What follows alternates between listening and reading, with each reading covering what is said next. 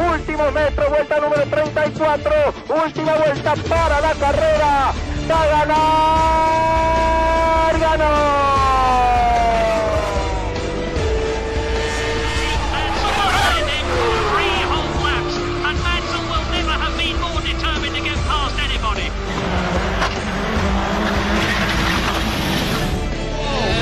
We got trouble. This is gonna hurt. 0.6 of a second faster. Well done, Seb. Brilliant drive. Brilliant. You deserve that. Well done. ¿Qué tal? ¿Cómo les va? Bienvenidos a esta semana. Espero que la hayan pasado lindo, que la estén pasando bien. Y bueno, y nosotros tratando de darle lo mejor del automovilismo deportivo. Esta nota de hoy no tiene desperdicio. Si usted escuchó alguna vez una nota de Oreste Berta, yo quiero que escuche esta, porque no tiene desperdicio. Nos habla de todo el automovilismo. Vamos a comenzar a verla y después se van a ir dando cuenta cómo es la época, cómo fue la época en que empezó Oreste Berta dentro del automovilismo deportivo. Y bueno, esta está hecha hace varios años. Creo que Oreste tenía ya por 71, 72 años. La vemos.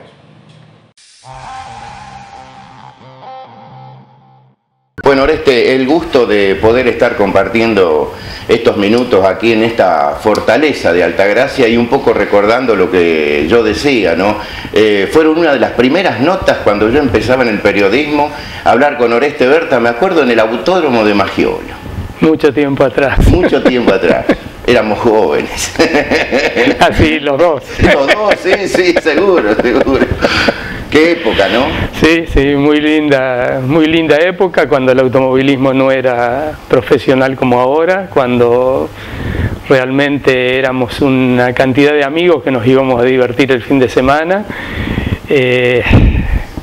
los que nos matábamos en la pista y fuera de la pista estábamos todos juntos, ¿no? Un poco diferente con el profesionalismo. Exacto, yo lo que noté en toda esa época, incluso antes también, la gran amistad que existía entre los pilotos, entre los preparadores. No había chasistas, ingenieros a lo mejor como hay en este momento, ¿no? Pero me refiero que yo notaba que había mucho más camaradería, me parece. No, realmente éramos todos muy amigos, tirábamos todos del mismo carro para adelante. Yo recuerdo, se rompía un motor de un piloto de otra marca y estábamos todos enseguida ayudando para reparar ese motor y no perder un auto para la carrera. Recuerdo haber ayudado a nosotros corriendo con ICA, con los motores Torino, ayudando a los de Ford, ayudando a los de Chevrolet, ayudando a desarmar los motores, a reparar motores de otras marcas para que alguien no se quedara sin correr el fin de semana. O sea, vivíamos todos juntos, nos divertíamos todos juntos y bueno, y en la pista se mataban entre ellos. Oreste, ¿cómo fue el inicio con los Torino, año 67? ¿Cuánta expectativa? ¿Qué revolución se produjo en el automovilismo argentino, no? Sí, fue realmente algo interesante y algo que empezó de una manera poco preparada para hacer eso, ¿no? Yo trabajaba en la parte de ingeniería de Renault, estaba tratando de ayudar al equipo oficial ICA que estaba en Buenos Aires y bueno, surgieron algunos problemas internos en la fábrica entre Buenos Aires, Córdoba o lo que sea. Quedé al mando de esto y bueno, empezamos a armar el equipo acá en Córdoba y a correr, a participar en el turismo de carretera. Y todo esto basado en un auto que yo me había hecho para mí. Yo tenía el auto que había sido prototipo para hacer los Torinos. Mi jefe era un entusiasta de las cosas raras y bueno, un día yo lo convencí que me gustaba tener un auto para uso de calle hecho muy deportivo, que a lo mejor en el futuro esto podía ser la base de uno de los autos de serie. Y bueno, logré que me dejara ensancharle los guardabarros, ponerle cubiertas especiales. Recuerdo haber traído un juego de gomas de las que estaba usando los Ferrari de calle en ese momento. Y un motor con 3 carburadores Weber, y era un auto que iba algo así como 250 kilómetros, un auto de calle en ese tiempo, era una locura total, ¿no? Y un día dijeron, bueno, vamos a hacer un auto de carrera basado en este auto. Y ya estaba muy probado. Claro, ya estaba muy probado. Ya tenía varios miles de kilómetros en la ruta hecho. Claro, claro. Y se inicia en el año 67 con 3 pilotos. Uno era el piloto, digamos, de Oreste Berta, Eduardo Copelo, y después se fueron eligiendo los demás. Lo que pasó fue esto, que cuando hicimos el equipo me dieron plena libertad para elegir los pilotos. Yo en ese momento lo tenía Eduardo Copelo como en mi equipo particular, y dije, bueno, Eduardo va a ser uno de los pilotos. Tenía gran admiración por Gradasi, que era uno de los contrincantes que teníamos en las carreras. Con los DKB, ¿no? Claro, con los autos de turismo nacional, en ese tiempo era... Anexo J. Anexo J, exactamente. Y Jorge Ternengo, yo me crié con él, trabajamos con las motos de carrera juntos. Coterráneo, Ternengo. Sí. Y bueno, decidí llamarlo también, así tenía 3 personas cerca con quienes tenía una cierta relación, porque en realidad no conocía a los otros pilotos, los pilotos que estaban corriendo a nivel nacional. ¿Y había idea de lo que era la categoría, o estaba metido tanto en acá en Altagracia, en los zonales, que por ahí no tenía la magnitud que era el turismo carretera? La verdad, ¿no? Que muy poca idea de lo que pasaba. Ajá. Un turismo carretera que había terminado en el año 66 espectacular, con un Bordeaux campeón, y bueno, después es como que salen ustedes y empiezan a revolucionar un poco lo que... Es que fue un cambio muy grande, en el automovilismo, y bueno, al poco tiempo de nosotros haber empezado con esto, empezaron a haber también algunos cambios reglamentarios para ir acomodando las cosas, que no, es decir, que la categoría se fuera adaptando a lo que nosotros estábamos haciendo. Qué bueno lo del Croto, esa historia de ¿cómo fue? No lo vio más, ¿no? No. No se sabe quién fue ese. Para nada. Son esas historias que uno dice, como algo que parece imposible que hubiese ocurrido, ¿no? Pero qué increíble. Uno se pone a pensar, ¿de dónde salió? De dónde salió no lo sé, yo sé que, y la voy a relatar a la historia de nuevo, llegó un camión del Mosquito, que era quien transportaba nuestros autos de carrera para el debut en la primera carrera de turismo de carretera en San Pedro, y llegó el camión, bajamos los autos, yo en ese tiempo probaba todos los autos en la ruta, así que salí con uno de los autos, lo probé, iba perfecto, salí con el otro, iba perfecto también. El tercer auto, cuando lo empezamos a probar, tiene una falla, empezamos a trabajar y la falla no la podemos encontrar, y viene un linchera de los que había en ese tiempo con el palito, el morral, todo colgado ahí, y empezó a hablar y me dijo, oye, qué bueno los carburadores Weber 45 DCOE. Esto era no digo una novedad, pero era algo muy muy nuevo, y que solamente había 2 o 3 autos que lo tenían. Y bueno, escuchó andar el motor y me preguntó qué problema tenía, y le dije que tenía le expliqué cuál era el problema, y me dice, tiene invertido un centrador. Centrador es algo que va después de la trompeta del carburador, y que no había manera de verlo porque la trompeta era curva, entonces aunque uno mirara de acá no podía ver lo que pasaba. Sacamos la trompeta, tenía el centrador puesto al revés, lo invertimos y salí, el auto andaba perfecto.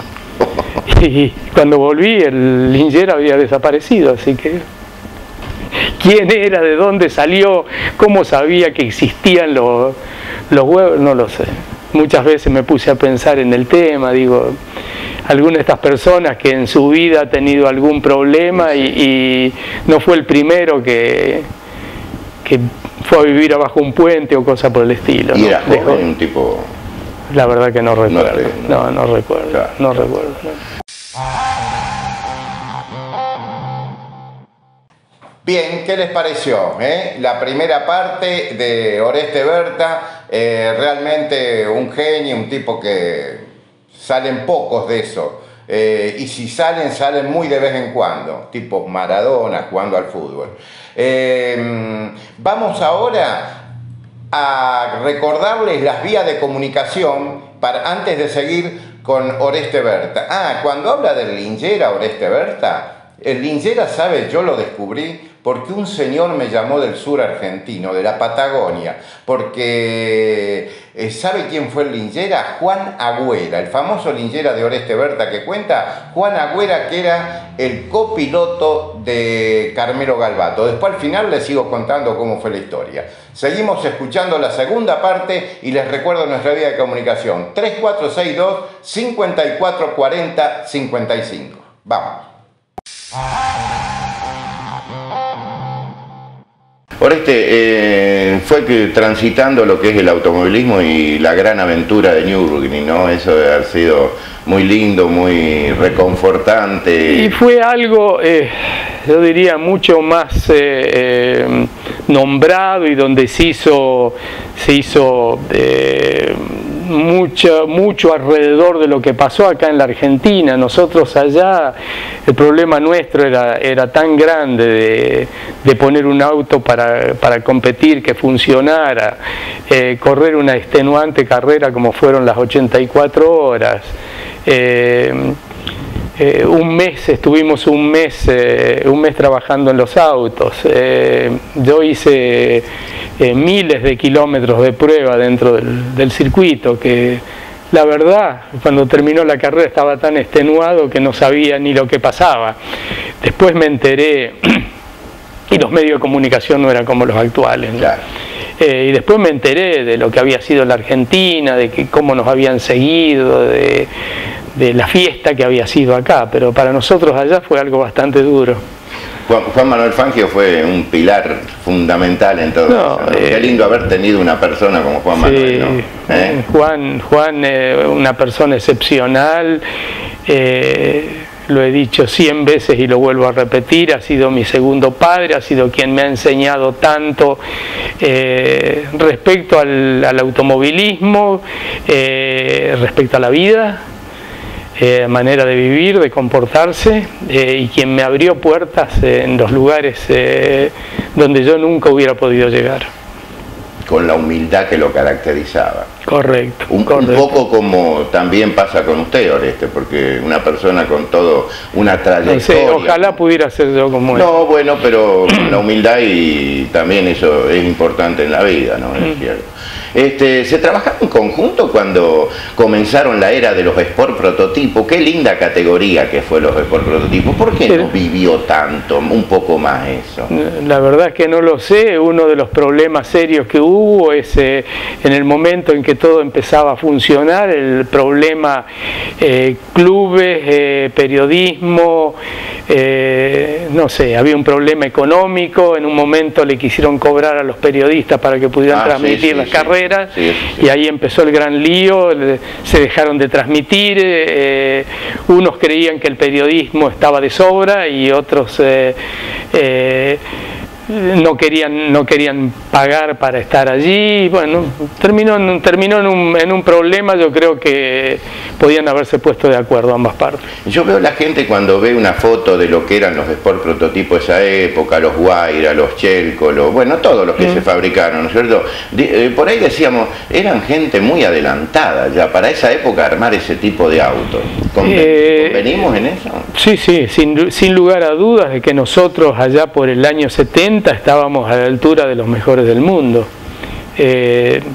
O sea, en ese tiempo mi idea, lo que yo quería era llegar a la Fórmula 1, estuve ahí haciendo así. los Sport prototipos, no hay ninguna duda de que eran al mejor nivel internacional. Está el caso de las 2 o 3 carreras donde corrimos con el Berta LR y competimos a nivel de los 3 o 4 primeros puestos siempre. Luis fue punteando la primer parte de la carrera, ¿no? En un momento segundo. Sí, pero digamos competimos a nivel de los primeros en Buenos Aires. Claro, clasificar con un auto debutante entre los 3 primeros es realmente algo fuera de lo común. Sí, sí. Fuimos a Alemania, en Alemania tuvimos cantidad de problemas, no teníamos los medios para poder estar en Alemania, así todos funcionamos bastante bien. Después hicimos una última carrera en Brasil donde el auto estuvo de nuevo peleando con los primeros. O sea que competíamos a nivel internacional en primerísima línea cuando el Sport prototipo era el mismo nivel de la Fórmula 1. Claro. Y los mismos pilotos. Y los mismos pilotos, correcto. Los mismos pilotos. Luis Di Palma fue un piloto realmente excepcional, ¿no es cierto?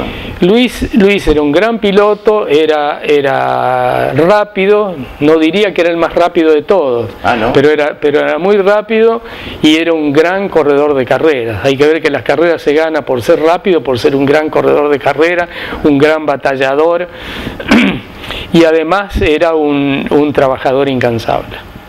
O sea, las cosas que hicimos juntos en construir autos en tiempo récord, pasándonos las noches trabajando los dos, cortando, soldando y él se instaló en Altagracia, ¿no? Él se instaló en Altagracia, estuvo mucho tiempo viviendo en mi casa. Ajá. Y trabajando juntos. Y trabajando juntos. Oreste, el hecho de no haber podido llegar a más dentro del Sport prototipo internacional, ¿hubo alguna promesa gubernamental que después no se cumplió, ¿no es cierto? Un poco por ahí. Como pasa muchas veces con los tratos con el gobierno, no se cumplió. No se cumplió. No se cumplió, nos dejaron plantados en el medio del proyecto con una tremenda inversión y una deuda que casi nos cuesta la empresa. Así que ahí es donde tuvimos que parar. Años 70 estamos hablando más o menos. Aproximadamente. Sí. Y ahí donde encara el motor Berta. Fue un motor similar al Cosworth. Nosotros estábamos haciendo ese motor cuando nos llamaron del gobierno y nos ofrecieron una ayuda económica importante. Fue el tiempo del presidente Lanuse.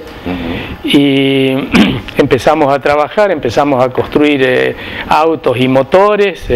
La ayuda económica era realmente muy importante, lo que nos habían prometido.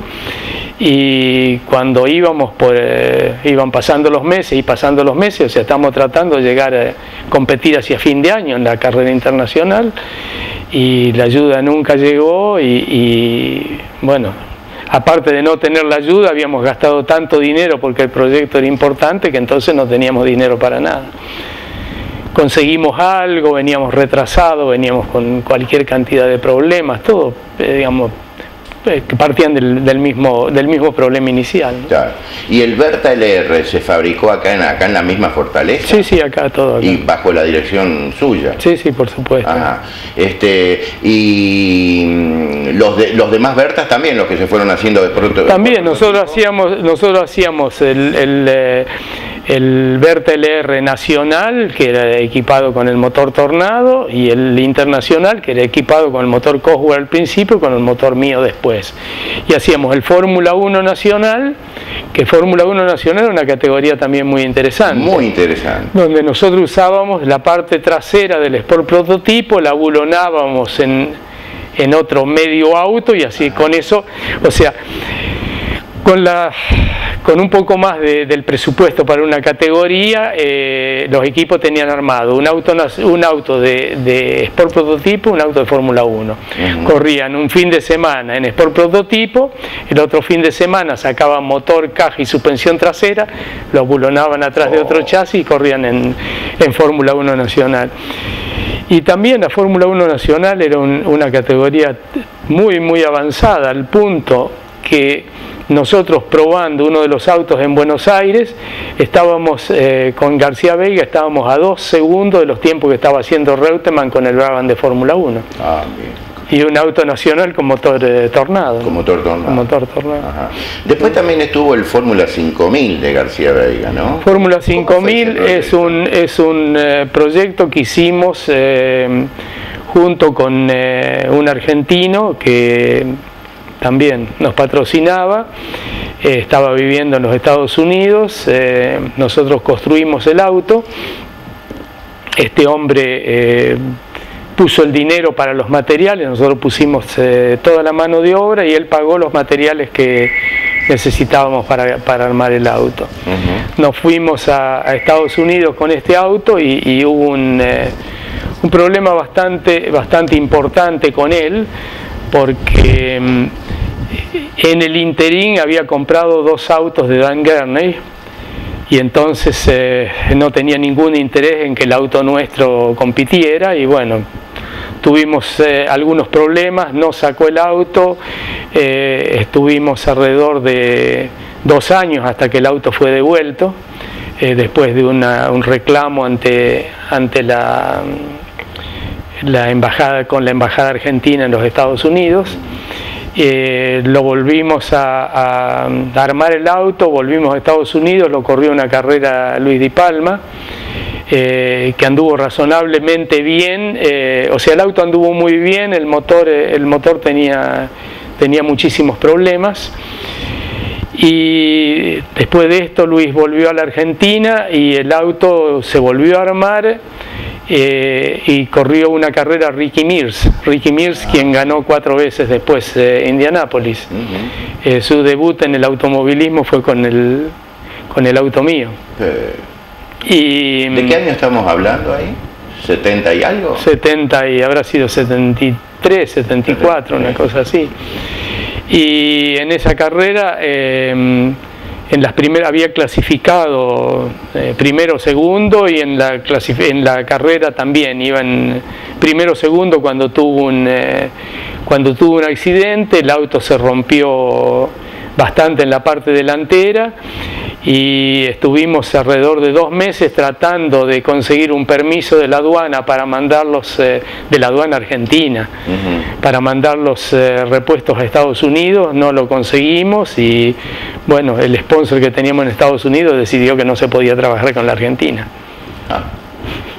Y ahí murió el proyecto. Ahí donde me decía que estuvo cerca la Fórmula 1. Bueno, con ese auto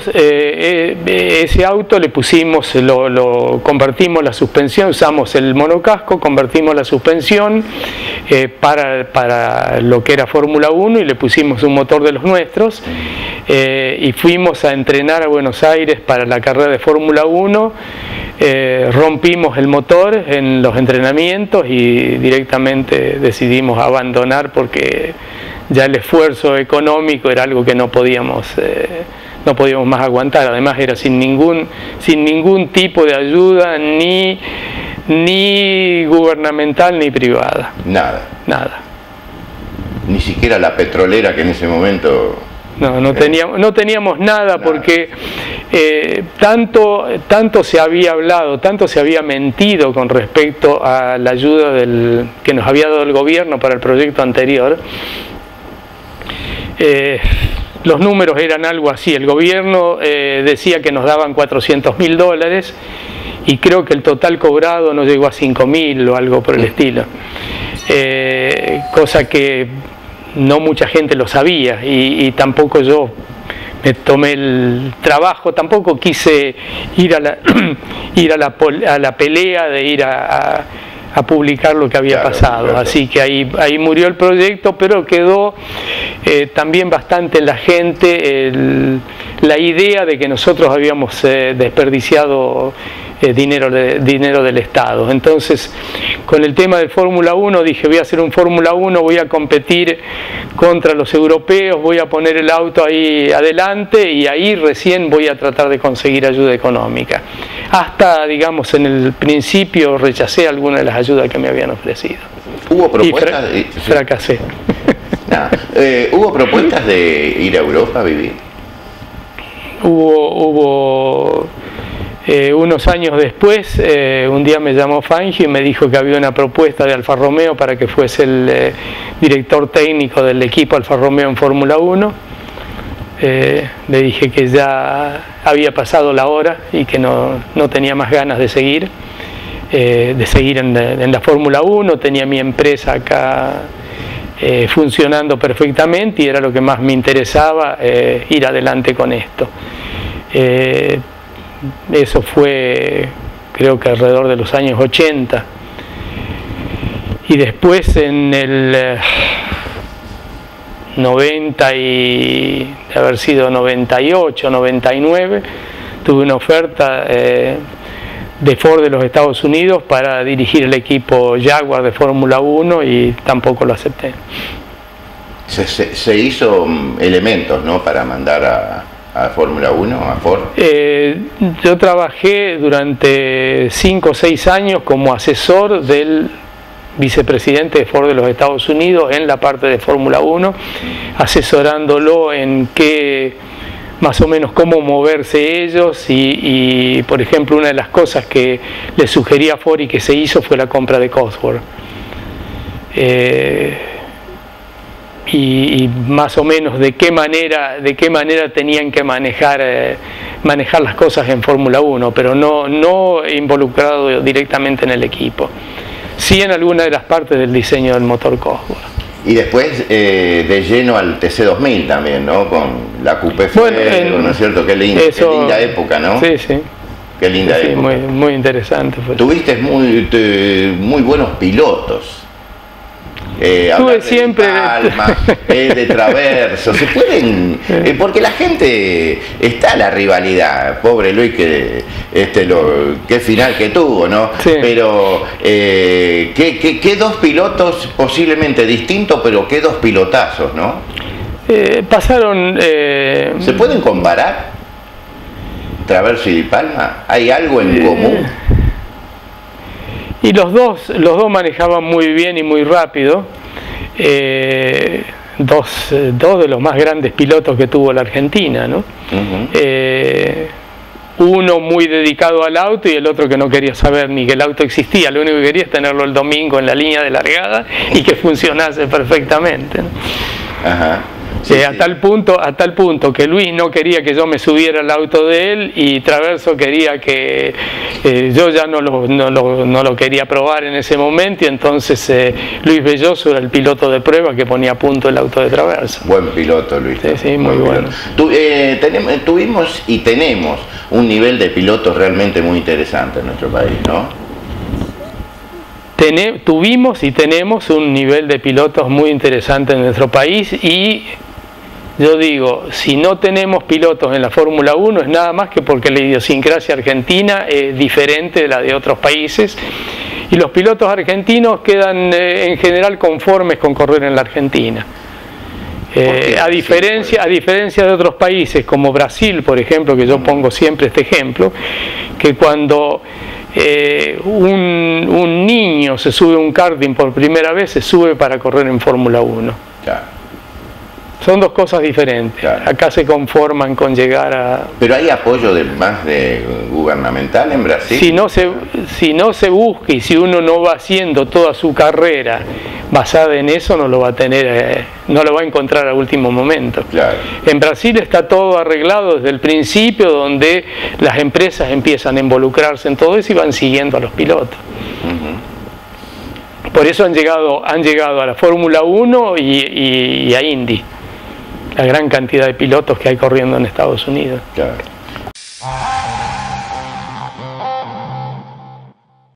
Bien, y ya para ir finalizando, vamos a decirle cómo es el tema, les quiero comentar cómo es el tema de Oreste Berta. Llegó a la carrera de San Pedro y todos decían, mira el Torino, yo quiero verlo, yo que esto, que el otro. Y está Carmelo Galbato ahí cerca, y está el acompañante Juan Agüera, y le dice a Galbato, yo quiero verlo, pero queda feo porque somos colegas, no se puede acercar. Se disfrazó, dice, hay que disfrazarse, se disfrazó de Croto y fue a ver el auto de Oreste Berta.